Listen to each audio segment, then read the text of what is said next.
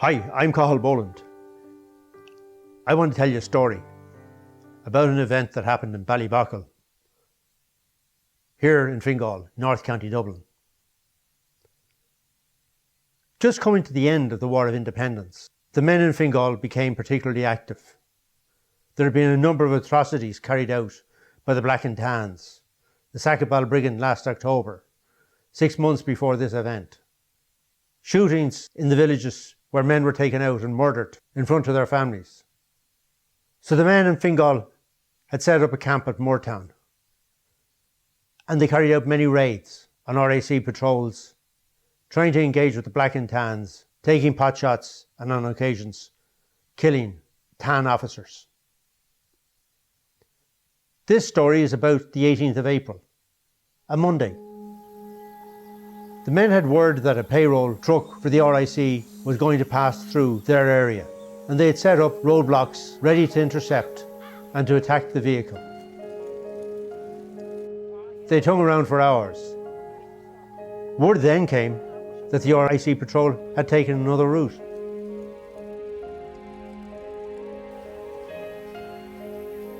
So they packed up and headed back towards Moortown, but came through Ballybockle.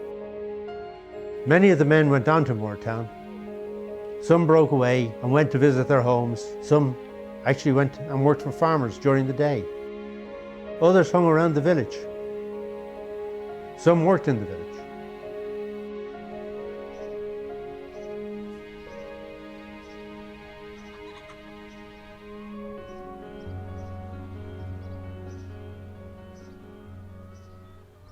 But life went on within the village. The postmistress dealing with the locals.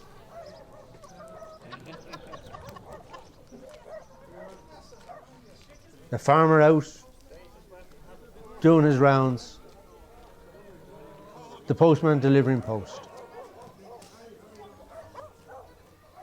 They went over to Old Town, yes, they had to go to Old Town. So there is going to be trouble. There is definitely going to be trouble. This has all been planned. This has been planned for weeks, I believe. But I knows? don't know the full story. So I'm waiting on them to come back to get the full information. But just pray that nothing happens. Pray that nothing happens, like, you know. Pray that Did you hear anything yourself? No, I didn't. No, I didn't hear it now. Full stories. I knew there was something funny about this. There's I definitely arrived in something town this going morning. on. I could see Definitely it. something going on. Lockie Donnelly was the blacksmith, who was a bit of a character, provided entertainment for them.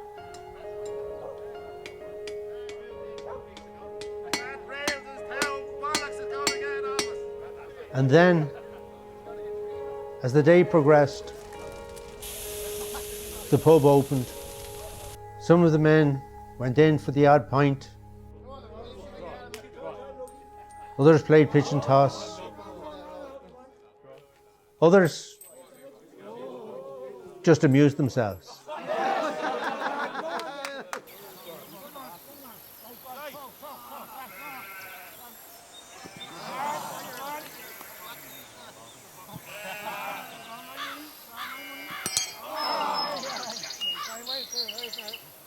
At about 6 o'clock, Lockie Donnelly, the blacksmith, headed down to the pub to get a pint to clear his throat. He met Jack Hagan and Peter White. Peter White was the captain of the company inside in Swords, although he lived down the road only a couple of miles. Jack Hagan was also a Ballybockle man, lived at the Grange up to the Dreshog Lane. They chatted about the day, what had happened, what hadn't happened, what might happen. And also at the same time, James Wilson was sitting on the bank. He was known as the Red Fella, had a red hair in him. But he was passing time waiting for the girlfriend to turn up. She was Bridget Delaney, and she worked in the doctor's house in Old Town. And she'd first come across Wilson when the doctor told her to cook breakfast for some of the lads. And the Red Fella was there, and they clicked. She, perhaps with notions of wedding ring, God knows what the Red Fella was thinking. Then he heard a noise. Yeah, It was a motor coming from the Knoll direction. That meant, more than likely, that it was the RIC in the Tans.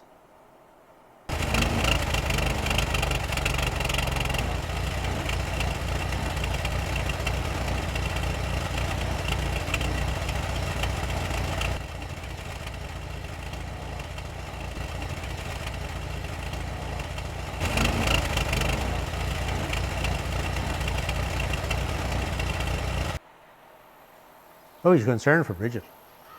And he told her to get along home. Go away. Don't be seen. Don't be about. There could be trouble.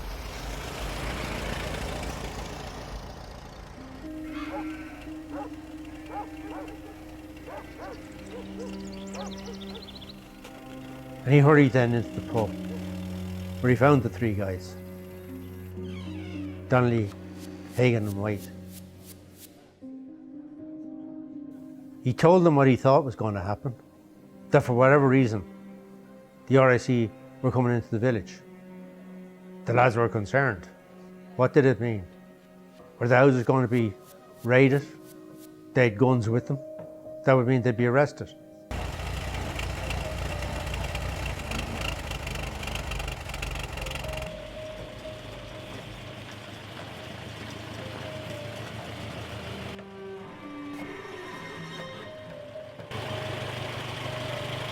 Anyway, they looked out the window and indeed it was a tan vehicle.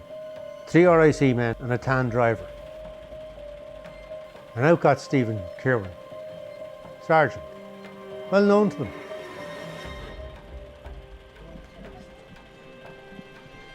He'd been stationed above in Garristown from 1911 to 1919 and then was transferred into Balbriggan.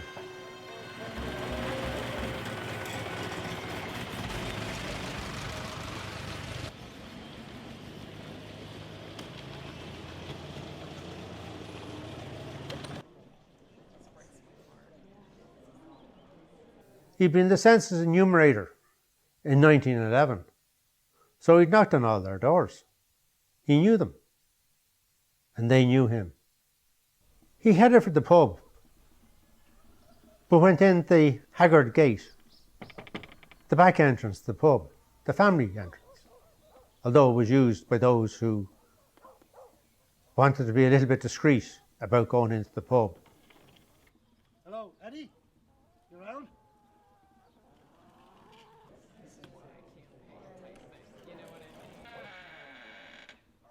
So the lads decided to go out and see what was happening. Could they manage to slip away?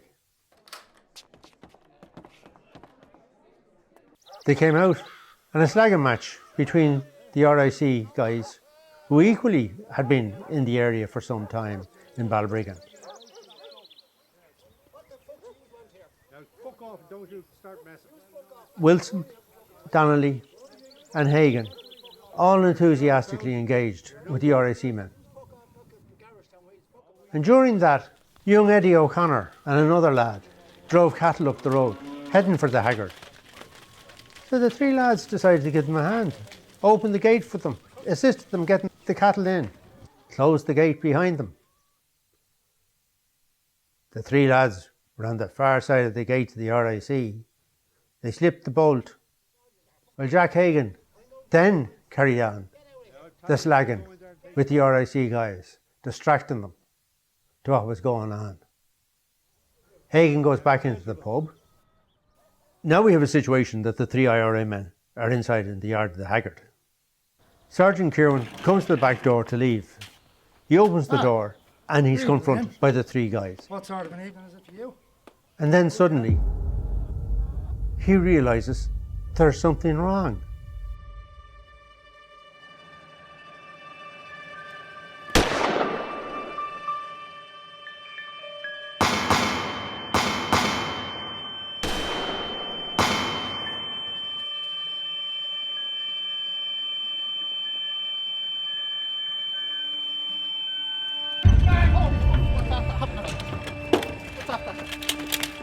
What's happened?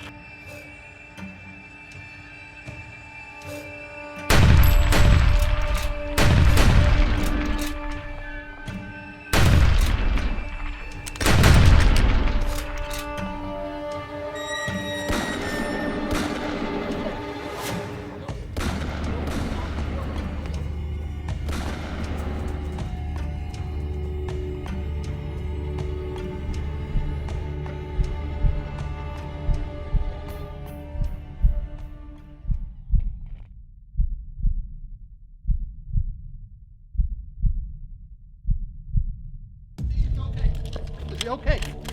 All right. Is he okay? What happened? Oh, Jesus, that was shot badly. Right. Gotta get him in. We'll have to get him Get into him the out of car. here. Take All up right. the thing. Okay, can you get up? You all right, Sarge? Sarge, you okay? Come. No, he's a bad way. Is he? All right. Have you got him there? Yeah. All right, I'll take the right. Oh, leave his pipe.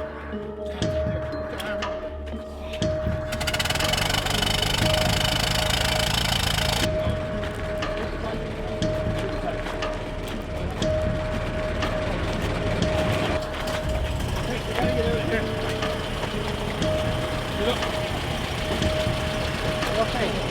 Around the far side.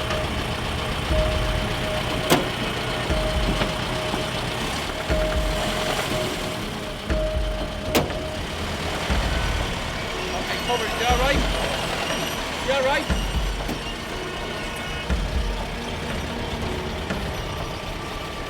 Out of your back. Bastards. Who were they? Who were they? Anyone know who they were? Or where they came from? Fucking ambushed us. What they were doing. What were they doing? Wait, no way. Come on, come on. Wake up there. Come on, Sarge.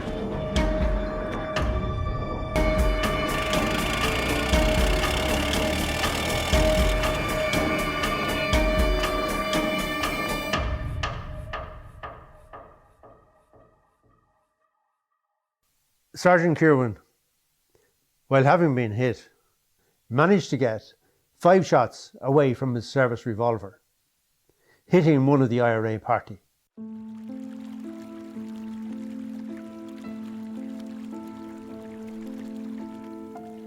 Peter White made his escape independently from the scene. When he came to the stream, he took his hand away and he looked and he saw the blood and he realised that he was very seriously injured. This was not a minor nick. This was a shot that had gone right through into his guts.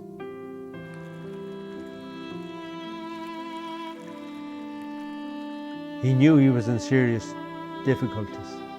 Would he even make the village? He struggled on. He stumbled.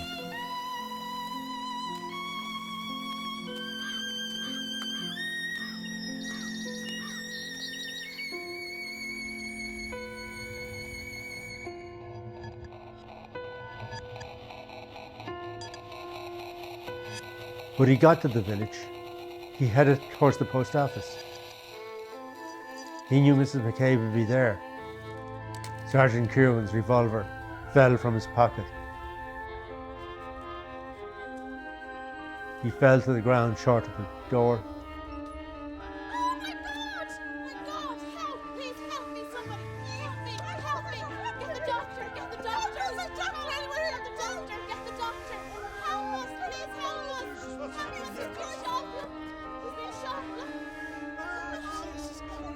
Help! People came from all corners of the village. They'd heard the shots and now heard the screaming. They all were shocked. They tried to be of assistance to Peter White, knew there was little they could do. Mrs. McCabe told the postman to go and get Crinigan above in Rollstown and tell him what's happened, that Peter White is very seriously injured and they need to do something, because she was sure the Tans would be back. At the post office, one of the passers-by happened to be a doctor who stopped and tried to give assistance to Peter White.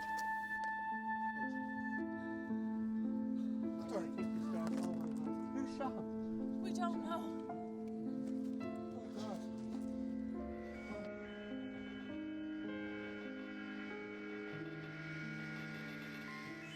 Crinigan had lost a brother in the Battle of Ashburn. He was now a senior figure in the IRA.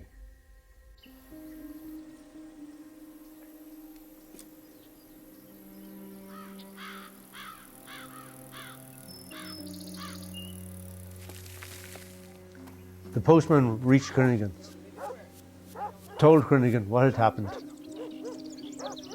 and told him of the need for the IRA company to be alert to try and do something for Peter White. Crinigan set off back towards Ballybockle with him, and as they approached, he wasn't prepared to go into the village, not knowing who was there or what was actually happening. A second doctor had arrived on the scene. Peter White kept insisting that his parents shouldn't be told how badly injured he was.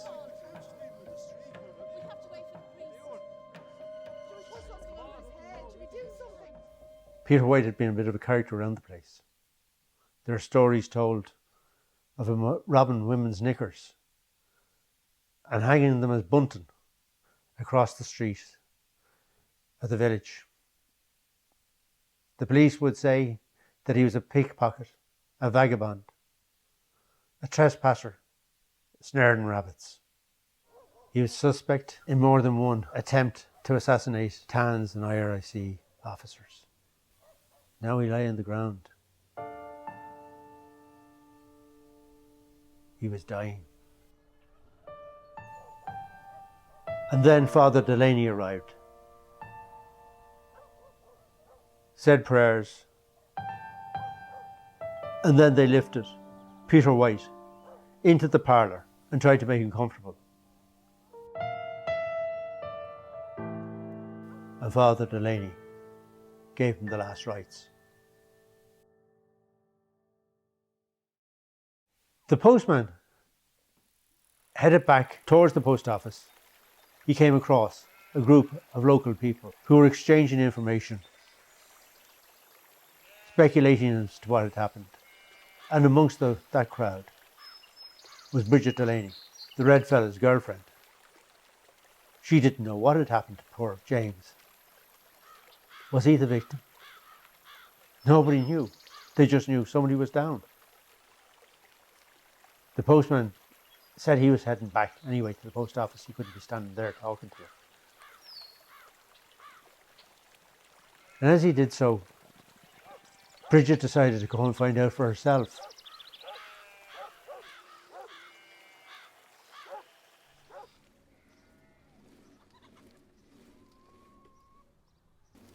So the postman gets back to the village. Peter White is now inside in the parlour.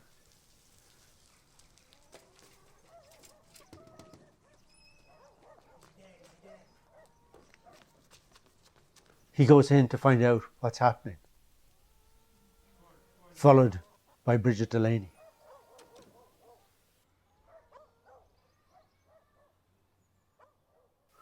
Crinigan had now been joined by Thomas Murphy and Jack Shields. Thomas Murphy was a man from the Moortown camp, not a Fingal man, a man who'd been sent there to hide effectively because he was in hot water in wherever he originated from. Jack Shields was a senior member of the Fingal battalion. The three of them discussed and considered what was the best course of action. They all agreed that irrespective of the cost to them, they had to get Peter White into Dublin, into a hospital. The only way of getting him there was by using a car, and the only car in the area was owned by Mr. Coonahan.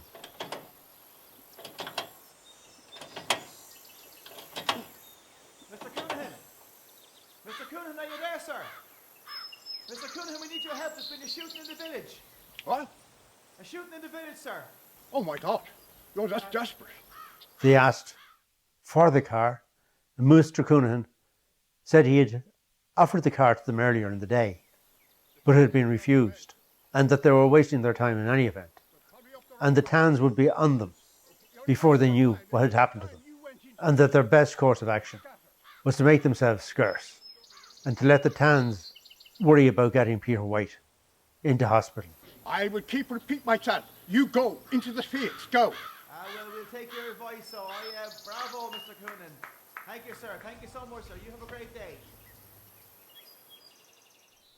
They needed now to save themselves, to cut out into the countryside, get away. But Jack Shields said he was only in his short sleeves and that he wanted to get a jacket from his house if they were going to spend the night in the fields. So they made their way to his home to find it locked. He lived there with his mother. As it happened, she was now down in the village, assisting and helping nurse Peter White.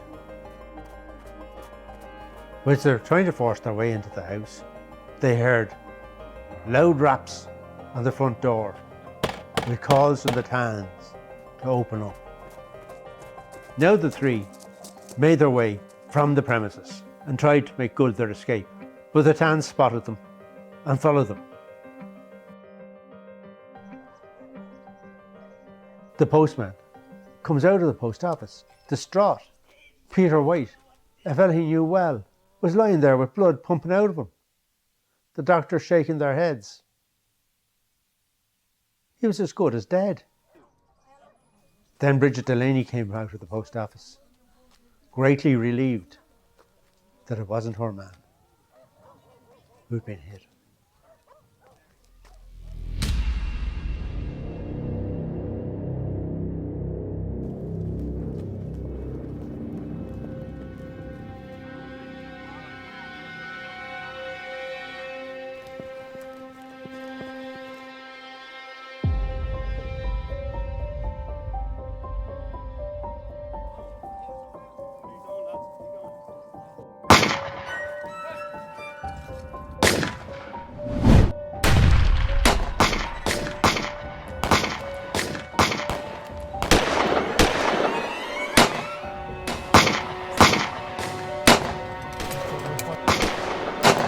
Shields said he would make a decoy for them and give them a chance to get away. But they first had to provide cover for him to let him get a head start on the Tans.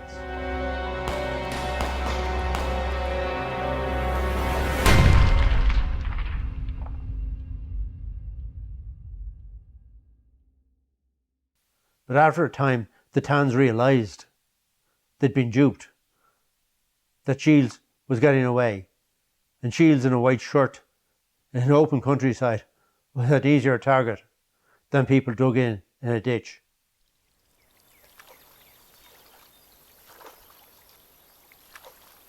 Come on, lads. Look alive. He's in there somewhere. Nothing over here, sir. Over here. Shields ducked and dived, and he stayed in the ditch, hiding from them, lying into the sides, letting the brambles obscure him. Nothing here, sir. Bastard, he's in there somewhere. And after a time, he heard the voice of a South African officer telling them there was no point now looking for the shinner. They were wasting too much time. There was things to be done in the village, that they'd have more productive use of their time by going and sorting out the publican. So the Tans pulled away. When they did, Shields slipped away and worked his way back to Moortown. So Crinigan and Murphy made their way, calling on a safe house, out of breath, needing rest, given a glass of water. They equally told him that Shields was in trouble, being chased by the Tans, and that he might get the word back up to Pepper in Moortown camp. Now the Tans, exasperated, frustrated and angry, head back into the village, determined to get those responsible and make them pay. The scene of the shooting had been O'Connor's, so they decided they'd go and talk to Eddie O'Connor, the publican. He was the guy who could give them the names and who'd been in his pub and who'd been drinking there, and what they said and what they intended to do.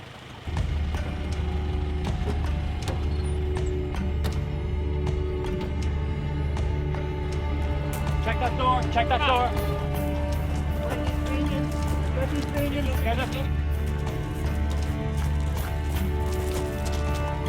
House, windows, doors.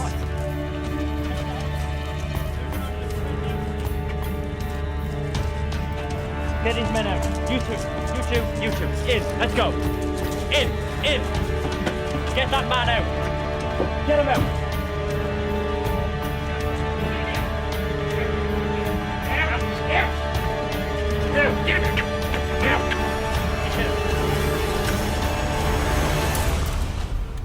What do I do? Who do we have here?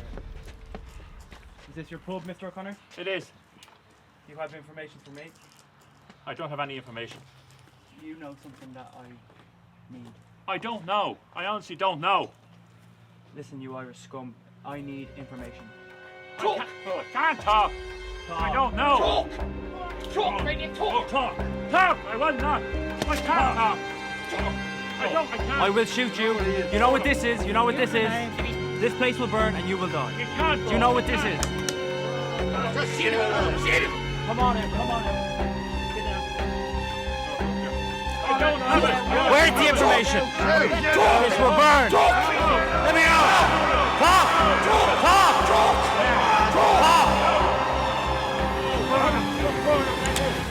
McKinney! Yes, sir. Go on, McKinley. Get on. Hello, Paddy. You're a nice little toy, aren't you? I need information, and that man is going to get it. And if he doesn't get it, this place will burn. And so will I don't have information. Paddy. My old friend, Paddy. You want to be a right pain in the arse, aren't you? You heard the officer. He wants answers. So I'm going to get out of here.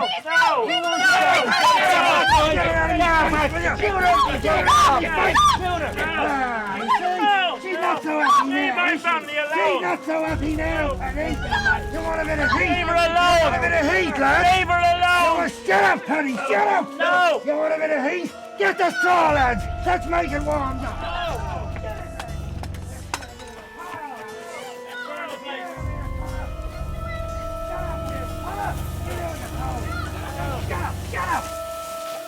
Burn the fireworks here now. No. You're gonna wish you were dead, the lot of you. You're gonna wish you were dead. No. Get up, Connor. The only words I want to hear out of you are the names of them. I don't know. I don't know. A good man died here today, and you know he killed him. Give me the answers I want. I don't know. That's a good officer. He's done you a favour. Because when I kill you, I'm gonna kill you quick. No. I'm gonna kill you like nobody's ever died before in Belly Bottle, you know? And then said they'd burn his pub down. And him along with it. Get the paraffin, boys! Where's your mercy? I'll tell him to kill him. No. I wanna know who did it. No, you can't. I wanna know! You can't. Answer the question! Cover him in paraffin, boys! No. Cover him in paraffin! No. Cover him! No. Cover him in paraffin now! Now, Paddy. Now, Paddy, you thought this gun was a problem, did you? See that? Gun's gone. Now you've got a different problem, Paddy. And the issue you've got now is this. No. All right, you leave me no bloody choice, you stupid thing and son of a bitch. Light it up, lads, light it up. It's gonna get better. It's gonna get better. O'Reilly, light it up. Yes, sir. No, you can't. Light it up, lads, light it up. Burn it. Still not gonna talk, Paddy. I can't. This place will burn. You talk, all right, yeah. If I don't get answers out of you, Paddy, I'm gonna make you wish you were never born. You can't Son do of a this. thing, you bitch. A good man died, and you know who killed him. You have no mercy. He, I don't know about mercy. Couldn't care less. No. Burn it. And No. shut her up. No. Shut her up. The flame. Burn it, Paddy. No. No. Get this bitch out of here. Get her back. Get her out of here. Get that bitch out of here. You men! Release that lady immediately! Am I supposed to take this? McKinney, go! Jesus. You, what the bloody hell's going on here? Explain yourself. This man has information that I require. And do you really think this is the way to go about it? I do, sir. This is disgraceful. Get yourself I have back. this under control. No, you do not. This is not acceptable behaviour. Do you hear me? You may get yourself back to the barracks now or you'll be under court-martial. This instant. Now. No? Yes. If you say so. I'm an officer. Let's go, lads. Let's go.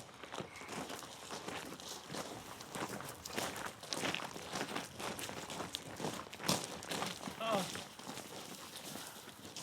That's not. Where are you, sir? Oh, I thought I was going to die. Thank you. Thank you. So, O'Connor, the publican, was saved, as was his pub, by good fortune of that man appearing on the scene.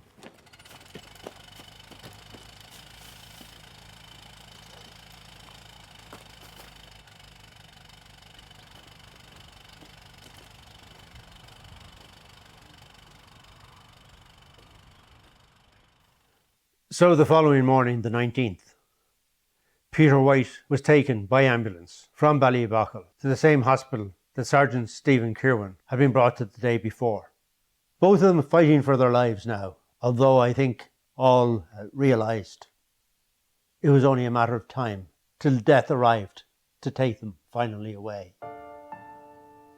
And so it was that at 7:20 in the evening, Peter White passed away, and at 10:30 the same evening, Sergeant Kirwan died. The following day, the 20th, the body of Peter White was released to the family. A small wake was held, where his comrades came and said goodbye.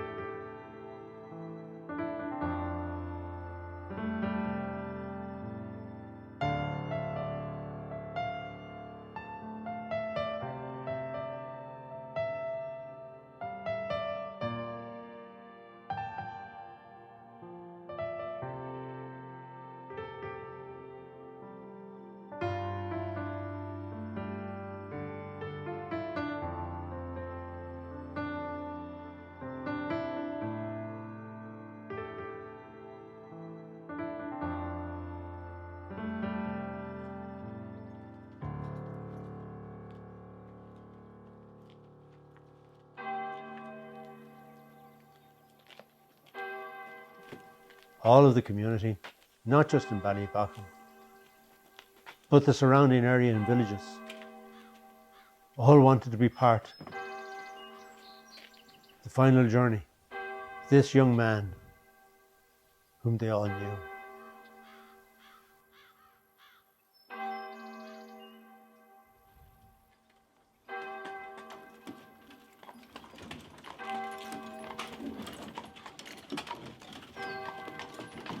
There were men in the crowd who travelled out from Dublin, IRA men. What a haul the towns would have had they arrested the mourners.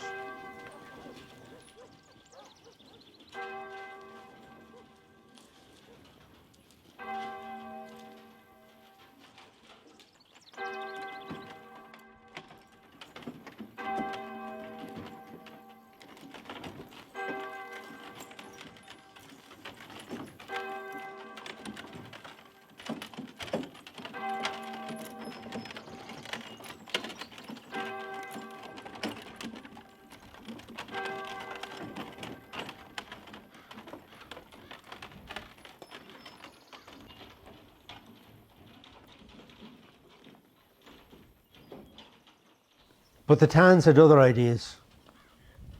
They restricted the funeral to family members only and a few close associates.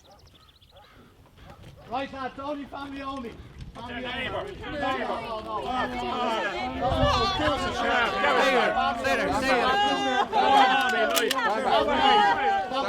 Stand back. You're staying back there. You stand back. You're back in against the wall. Back in against the wall. Family only. Family only. Come on. Back in against the wall. Sorry, lads. Put the guns down. No. Come on, we're peaceful. Back in. We're peaceful. We Family just want to go only. to a funeral. Family only. Family only, sorry, that's the oldest.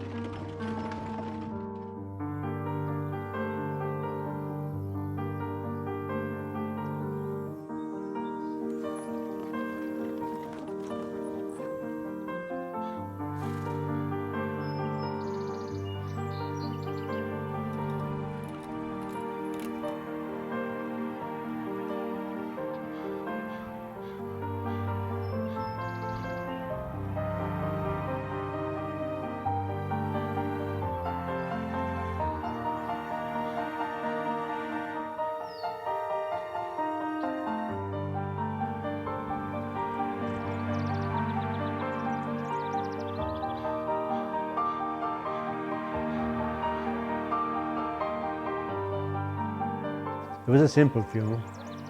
They were simple people. Nothing flash, nothing elaborate. Peter White was buried in the old graveyard in Ballybocken.